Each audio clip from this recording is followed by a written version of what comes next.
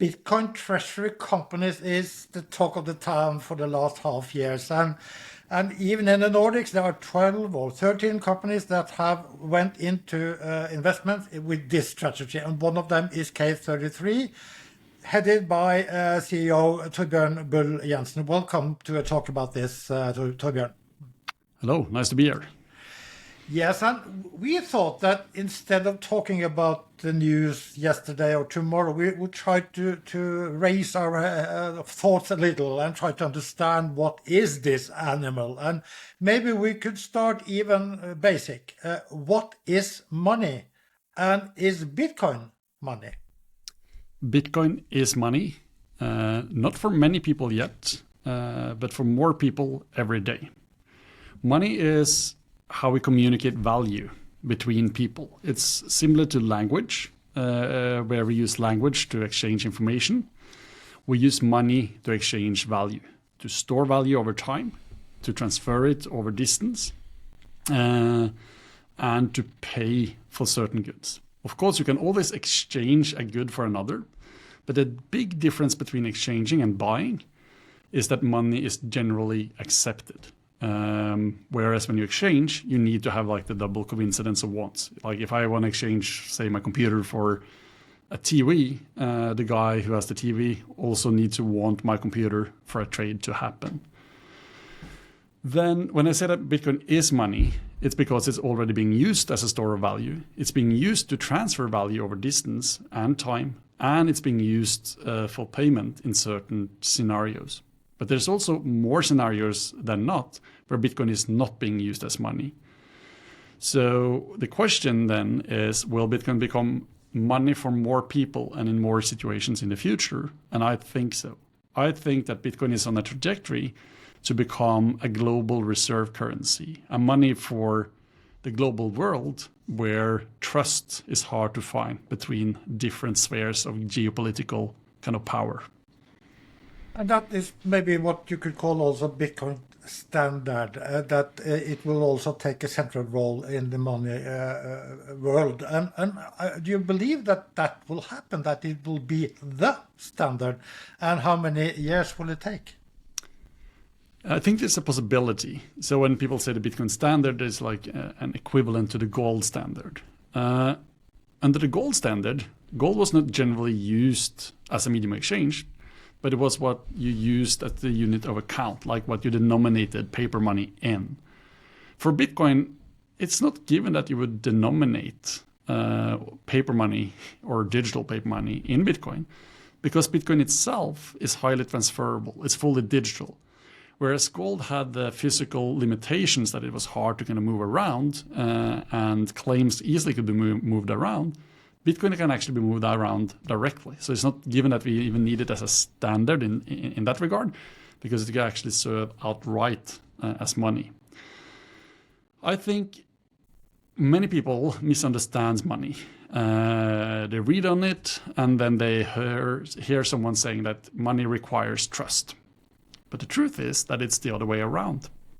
Money substitutes for trust. Because when you have trust, you can rely on memory. Within a family, within a firm, you don't use money, you use memory. You know who's contributed and who's not. Within a value chain, you can use trade credit. It will typically circulate at face value, IOU, that are circulating between companies. For instance, say in the production of a car, where money only comes in when you actually sell the final car, and then everyone can be have their claims settled. Within one jurisdiction, bank money, credit, can really circulate and work well. But credit needs some type of a system of law, because it's a claim. You need to have some policing force, some regulatory kind of structure enforcing the claim. Without it, a claim is worthless.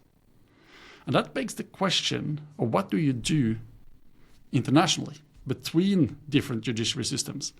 How do you transfer value from, say, the US to China to Russia if these countries can't trust each other, if they can't rely on the court of law in one of the jurisdictions because it's outside of the other jurisdiction's control? Historically, that's where we needed the strongest substitute for trust. That's where we used commodity monies like gold. Because gold cannot be controlled by one government. It cannot be printed by one country. And then we had this very strange period in modern history following 1971, where the US left the gold standard and the whole world's been running on the dollar. Something that the US can print, confiscate, and use exactly how they like. That's been a unique period in history. It's been possible because the US has been the number one leader in the world, and because the US has let the whole world use the dollar without really tapping into the power it gives the US over the monetary system. They benefited from seigniorage, the fact that it's free to print money and they get the purchasing power of that money, so they can basically print green notes and buy iPads. But it's only recently they really started to use the control over dollar as a way to sanction those they see as adversary to the US. And when they start sanctioning and limiting the use of dollar, you cannot use the dollar as the trust substitute anymore. You can only use dollar if you trust the US. So the world right now is looking for a new trustless, trust substituting form of money. Gold is one potential candidate. Other fiat monies are not. Bitcoin is, the way I see it, by far the hottest candidate to become digital gold. Not as gold has been since 71, but as gold has been historically. The best substitute for trust, what can transfer value across spheres of different spheres of geopolitical control. And if that's the way going forward, why then should or do companies, including you, invest in Bitcoin and implement the Bitcoin Treasury Strategy? What is the reason behind it? Why is what's to gain, if you understand? So there are several parts to that answer. One is that personally, I believe that Bitcoin will appreciate a lot in the coming years. It will not be linear. It will be volatile. But I think it's a fair probability that Bitcoin might go to $1 million within a few years and even more over time. $1 million is around where Bitcoin is worth about the same as gold. So, of course, as a company, if you have a treasury, if you have spare cash, you want to allocate that into different types of investments, preserving or even growing the purchasing power of those reserves in the future.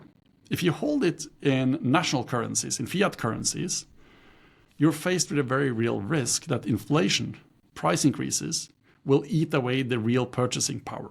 You can, of course, allocate it to gold or to kind of properties, etc., to be more inflation hedged, to stocks, but that also comes with other types of risks.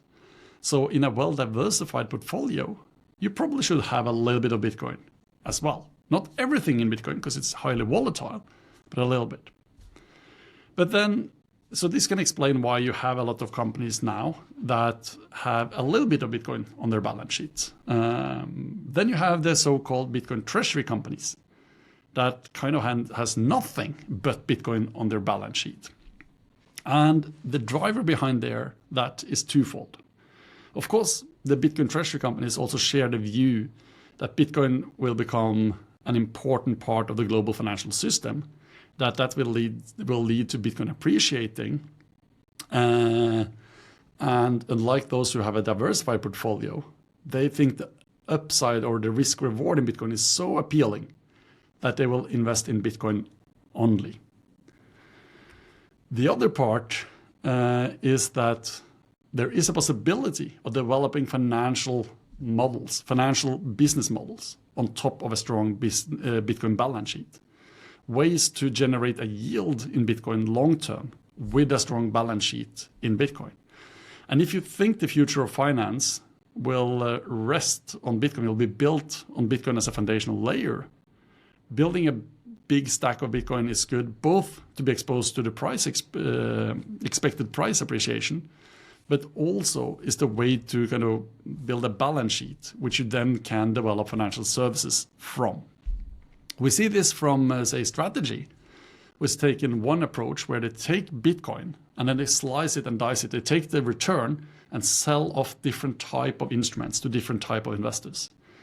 That is what is called structured finance, where some people get a fixed yield with some upside, others get some leverage, and they're running a structured finance shop in the form of being a listed company and creating and listing all of these different instruments they're selling. You have other approaches like the one we're taking in K33, where we're using a Bitcoin balance as collateral to facilitate more efficient brokerage, liquidity provision, Bitcoin-collateralized lending, really kind of unlocking operational models. And then you have a very strange phenomenon right now. And that's the companies that only hold Bitcoin, that are trading to a premium of what those Bitcoins are worth. As long as you trade at a premium, the best thing you can do is to print shares and buy more Bitcoin. And through that, increase the number of Bitcoin per share for your existing shareholders. This is possible because these type of companies are receiving a lot of attention in the market, and there's some type of hype, call it bubble dynamic, around these type of businesses. And as a CEO, your job is to maximize shareholder value, and the best thing you can do is then to increase number of Bitcoins per share as rapidly as possible. Long term, however, unless you develop a model to generate a yield directly from those Bitcoins, that premium will go to 1, give or take. And then the possibility of printing above the value of the underlying will evaporate. So it's a window of opportunity right now, which is then utilized to build a strong balance sheet. And then many of these companies will have to develop a business model based on that balance sheet over time, be acquired by someone who has a model, or face a premium compression long term. So we are sort of in a transition phase, perhaps then towards a future where Bitcoin is accepted more or less as the basis of the financial economy, or at least a central role. And in this transition phase, what you are talking about, you could also call it a fiat play, couldn't you? You don't also call it financial engineering. So you are dependent on this interaction between the fiat economy and the Bitcoin economy to make this promise for these companies to make it interesting. Yeah, no, absolutely. I mean, the structured finance part is MicroStrategy being very bullish on Bitcoin and then being willing to give away some upside, guarantee some fiat-denominated return for some type of investors. So absolutely, if there hadn't been demand for any of these instruments like fixed interest, preferential shares, etc., then they couldn't engage in that. Then you would only be left with the possibility of printing shares to buy more Bitcoin. And that model is not going to be very long-lived because that model, like yield only coming from issuing new shares at a premium to your underlying value, the Bitcoin yield you're then generating is generated from the new shareholders. By definition, that is a pyramid dynamic. So that is not viable long-term. Structured finance, such as MicroStrategy is running, can be viable long-term.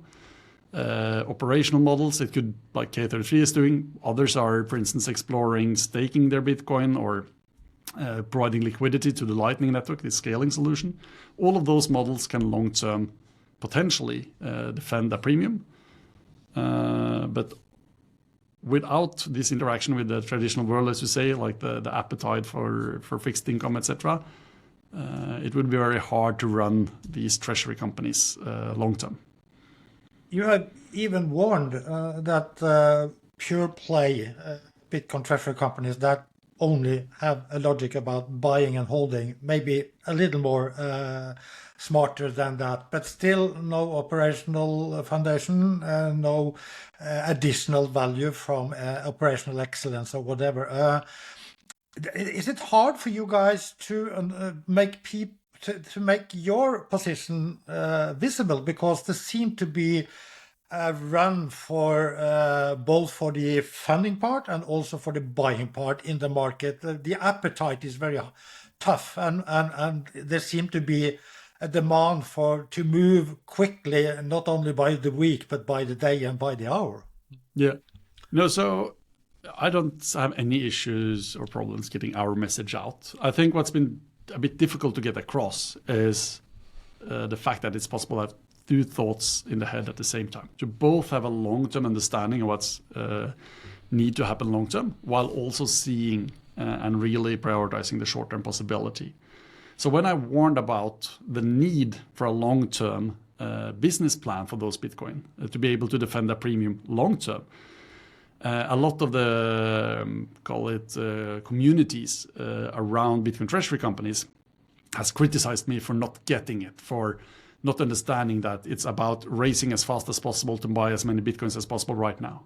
But I do get that. I know that that is the best way to maximize shareholder value right now, at least if you kind of choose the right instruments and kind of find the right balance. But at the same time, you absolutely have to understand what you have to develop long term. You have to have a longer term plan, because very often, and more often than not, the long term comes faster than people anticipate. And you have to have a plan for what you do the day your premium starts to drift towards 1, so you don't just get stuck with a lot of capital without a justification for why you should hold it as a business. And I reckon that you then are also then thinking about the synergy with the broker business, and you also have had some cooperation with some other companies about that. But could you be a little more concrete about why and how will Bitcoin on the balance sheet help you guys in your operational excellence? Absolutely. So, 1, by holding the Bitcoins, we get directly exposed to the Bitcoin upside. 2, the operational business is give or take self-financing. So by putting Bitcoin on our balance sheet, we put a downside protection for the whole K33 case. If we succeed with our operational business, there's a massive upside possibility, like orders of magnitude of growth that can be unlocked if we are a successful broker in the space. At the same time, by holding a substantial amount of Bitcoin, and if I get my way, an increasing amount of Bitcoin over time, you put like a downside protection. We will never be able to do worse than those Bitcoins. But then the really interesting part is the operational synergies. We are a broker, and we do what's called matched principal trading. We let clients trade with us, and then we do the offsetting trade on some other venue or with some other counterparty. Right now in the world of crypto, if you want full market access, you probably have to have like 5-10 different accounts on 5-10 different venues. Your portfolio is fragmented. You do KYC on all these venues. It's a nightmare. That's not how it should be. How it should be is that you choose one broker, and then it's your broker's damn job to give you access to the whole market. That's how it is in traditional finance, and that's how it will be in kind of Bitcoin and crypto as well. That's what we're building with K33. But for us to mirror out, say, Coinbase, Binance, Deribit to our clients, we need to have collateral. We're not taking any market risk because we are like matched principal. Like if a client buys 5 Bitcoin and we buy that on the market, we are not taking market risk. But the venue at which we trade ourselves and source liquidity, they don't know our client. They don't have the funds of our client. That's we who have those funds. So we need to park collateral with that venue so that we can get a credit line to enter the trade and then do post-trade settlement. So that's one way we will increase our ability to do liquidity operation, strengthen our products, and also improve our margins. And we've already improved our margins on our hedging substantially from the now 125 Bitcoins we currently hold on our balance sheet.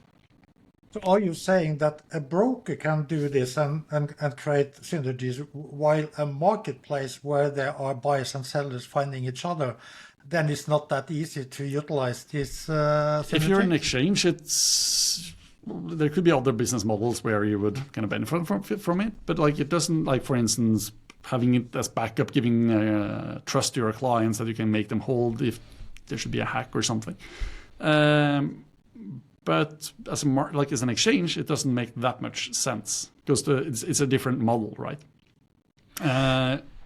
And I think over time we'll get fewer and fewer exchanges and more brokers, because it doesn't make sense to have a ton of exchanges for the same asset. Of course, you'll have some with some different specializations, some different type of clientele, different jurisdictions, etc. But I think you'll have fewer and larger exchanges, and we already start to see this consolidation happening, and then more brokers that give you access to the different venues, to derivatives, and different types of coins, etc.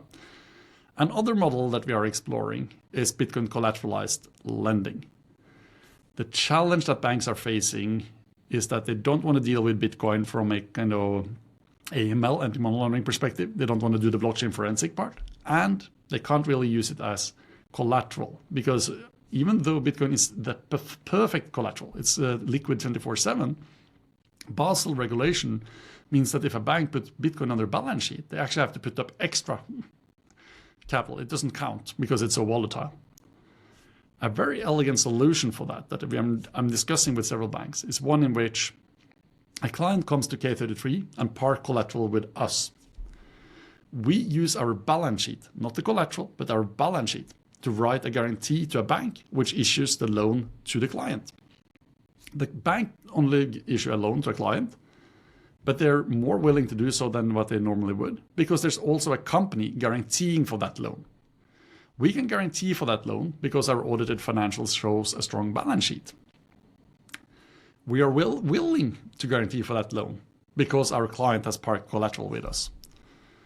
But in this model, we need a strong balance sheet. We need to have $1 billion or like $100 million and more to really do this at scale. And that balance sheet, I wouldn't dream of building that in dollars. I think dollars will lose value. The debt overhang is massive. The US deficit is massive. I want to build that balance sheet in the asset that is most promising, that has the most promising future, which is why we're building the balance sheet in Bitcoin. So that's the matched principal brokerage and a strong balance sheet leveraged for underwriting loans are two core business models that we are already benefiting from the Bitcoins we have for the brokerage side, and in the process of kind of developing as a part of our Bitcoin Treasury Strategy. But don't get me wrong, our track to 1,000 Bitcoins as soon as possible, that's mainly going to be driven by leveraging the capital market in good ways. So you will then launch this lending part in the autumn? I don't have any timeline for it. Okay. And as I mentioned, this is models we are exploring in partnership with banks. Banks are large, they have good client base, massive business opportunity. I think Bitcoin collateralized lending is really what makes Bitcoin appealing to banks, because they're like it's their home turf to make money on interest spreads. But banks are also not known to be too fast. So right now we are finalizing our MEEC application. I would suspect that we need that in place first, and then more likely sometime next year for such a solution to go live with a bank as partner. We built a model that we piloted leveraging DeFi, but that comes with a lot of risks. DeFi is exciting, but it's also not really institutional grade, doesn't have institutional grade stability yet. So you don't need MiFID, for instance, to offer this lending product? Or? So this is something that would need a loan, what's it called again? Like a loan... E-money or something? No. This is a loan distribution license. Okay. So basically, any car dealer that because it's the bank that is issuing the loan. We are not issuing the loan. No. We are just marketing the loan. So any car dealer would have like this license to do like the loan distribution. But when you take a loan in relation to buying the car, it's not the car company that is your creditor. It's like some bank. And the requirement there is very light, to put it that way. You have before said that you have onboarded one bank for testing. Yes. You have also said that you believe that the Nordic banks would be a great partner for you, sort of embedding your brokerage inside of their solutions, and now you're talking about a partnership relating to lending. Are the banks able to move fast enough? Well, some of them will move too slowly, that's for sure, and they will hurt. And the reason why they'll move slowly is because they will not see the possibility, and they'll think that they can do it later, and then they will underestimate the time it takes to prepare. But I don't think, so I'm certain that every bank and financial institution will have different types of crypto offerings, say within 5 years. But I don't think every bank will go bankrupt, and it will only be crypto banks that continue. So it means also that a lot of the banks will be able to move, to wrap their head around it, and actually get something out the door. So yes, they're moving slowly, but a lot of them will also be able to catch the train. And then it's a fine line, like a balance between being early and then taking slightly more risks, but getting more potential upside versus being slightly later. The beautiful thing right now is that if you'll kind of look outside of the Nordics, all of the large investment banks globally are already live with crypto products. There's a ton of learning outside of the Nordics. You don't have to be a first mover anymore. There are known best practices. The models are known. Like, it's absolutely doable. You can copy basically what has been done further abroad. So it's really been de-risked. And I think now with Mika coming into full effect kind of across the Europe and also in Norway, I think that's really what's going to mark the kind of the line in the sand, where until now it's been like a lot of interest and curiosity, but like no real movement. And I think we'll see the real movement coming already next year. Maybe with announcements this year, but like for live products, I would be surprised if you don't have to wait until next year. Okay.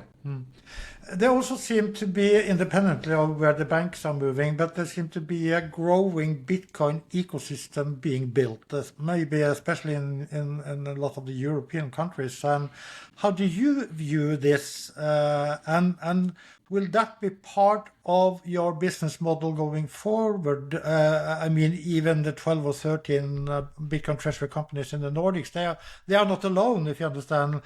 Do you see that there's an ecosystem being built here? Oh, yeah, absolutely. I mean, and it's great for K33 because we are doing what we can to buy Bitcoin and being like a Bitcoin Treasury company ourselves. But we're not only digging for gold in this gold rush, we're also selling picks and shovels. So we have several other treasury companies doing their purchases and custody with us. And we don't see them as competitors. This is very much an industry we're building together. There's learnings we're building together. There's a ton of different business models that make sense. And there's a lot of possibilities for collaboration on best practices, on business development, and also, who knows, future M&A potential. Yes, could it even be right to say that you are in the sweet spot? Because you are part of the advisory board on Ace Digital. You have recently went out with a cooperation agreement or added one, a further one with Goobit or BTCX.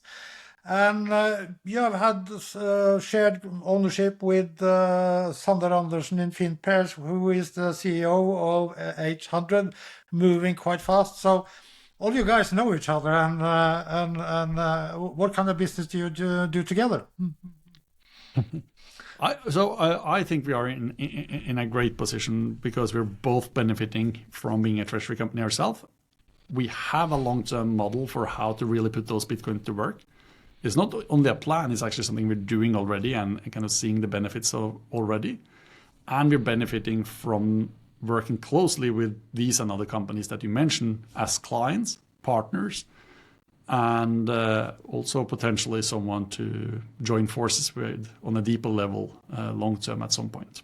Yeah, and you mentioned M&A, and sometimes we ask our network to get up with answer the questions that we could answer our interview objects, and what we have received is, will K33 and Goobit merge? That I cannot comment on. There are many ways for us to realize synergies without merging. There are parts of the business that could make sense to merge. There are parts that doesn't make sense to have under the same roof. Time will show. If we go a little back towards the end to the corporations or the companies, because of course the Bitcoin Treasury companies, they are moving and they are sort of utilizing both the share market but also the accumulation of Bitcoins. But what about the Orklas of the world or Apotek of the world or whatever you call them, industry companies that have a cash flow, they have a balance sheet that they want to overview and make eventually additional return of investment from? Where should they be in this development? So they should absolutely at least consider adding Bitcoin. I would say they should have a little bit of Bitcoin exposure. And then they should find out whether the best for them is either through an ETF or actually kind of doing custody directly and actually owning kind of the real spot Bitcoin. And one of the really powerful things that's happening with all of the kind of Bitcoin treasury companies is that you get lawyers, accountants, auditors getting up the learning curve. So it makes it just an order of magnitude easier for a traditional industrial company now to actually add a little bit of Bitcoin. Because a company like H100 or someone else has added a ton of Bitcoin, or K33 soon, I hope. Like our accountants, etc., they have learned how to deal with this, and which means that the industrial companies will find it much easier to have it as a part of a portfolio. And it would be very strange not to have it as a part of a portfolio, because if you look historically, it really kind of gives you an outsized return compared to the extra risk. Long term, Bitcoin has been uncorrelated with other assets. Of course, in the short term, it's kind of behaving like a high risk asset, but over longer time frames, it's actually uncorrelated. And with the fundamental drivers ahead, with the US embracing this, with a kind of very clear trend we're seeing towards Bitcoin becoming more and more important, it would be very strange to assume that the probability of future Bitcoin success is zero.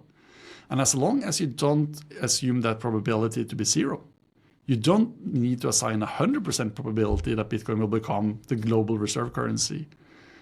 Yet it will still make sense to hold a little bit in a portfolio. That's the whole idea of a portfolio. You don't know the future with certainty. So you spread your risk by taking many bets. And Bitcoin is both a risk diversifier from a statistical point of view, backwards looking, but it's also, and perhaps more importantly, a hedge from a scenario analysis point of view. There is a plausible scenario in which Bitcoin becomes the global reserve currency.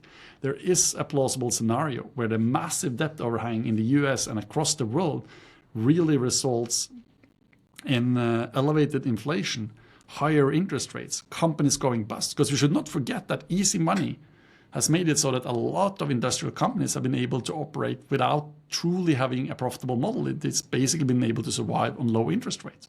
What happens then when inflation goes up, interest rates goes up, and these companies will have to start servicing their debt? Some of them will go bankrupt. In such a scenario, it wouldn't be too stupid to have a little bit of allocation to some other assets that aren't exposed to the same threats and actually who would do well in such a scenario. Is that scenario the most likely? Perhaps not. But you don't buy an insurance on your house because the most likely thing is that it will burn to the ground. You buy it because you really, really need it. If, God forbid, your house burned to the ground.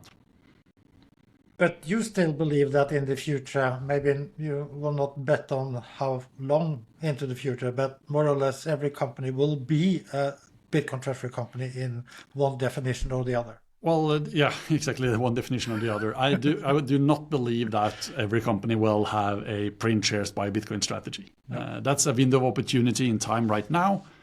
It's a great way to build a strong balance in the most kind of promising asset, if you ask me, which can form the basis for future kind of business development of financial services. But yes, I think you're right. Every company that has reserves and has a portfolio today will, in the future, have Bitcoin in that portfolio. And already, I mean, every company that holds stock, like broad indexes, are now already exposed indirectly through companies like Strategy and Metaplanet that goes into these indexes. So whether they like it or not, they're going to get it passively. And the big question is, perhaps it would make sense to take an active decision and not only be a passive one. Thank you very much, Torbjørn. At least I got a little smarter during this half hour talk, and I hope some of our viewers also will do that. And we will follow you guys both on the news agenda and on your strategic agenda. So thank you then, Torbjørn. Thank you so much for the opportunity. I'm looking forward to share more when we have updates coming up. Thanks for listening to this episode from Kuiper. If you enjoyed the conversation, subscribe to the Future of Finance podcast, available both on-chain and on your favorite platforms. And remember, Future of Finance isn't just a podcast. Sign up for your newsletter to get news, deep dives, and insights, and to be the first to know when new podcast episodes drop. Stay connected with us and never miss an update.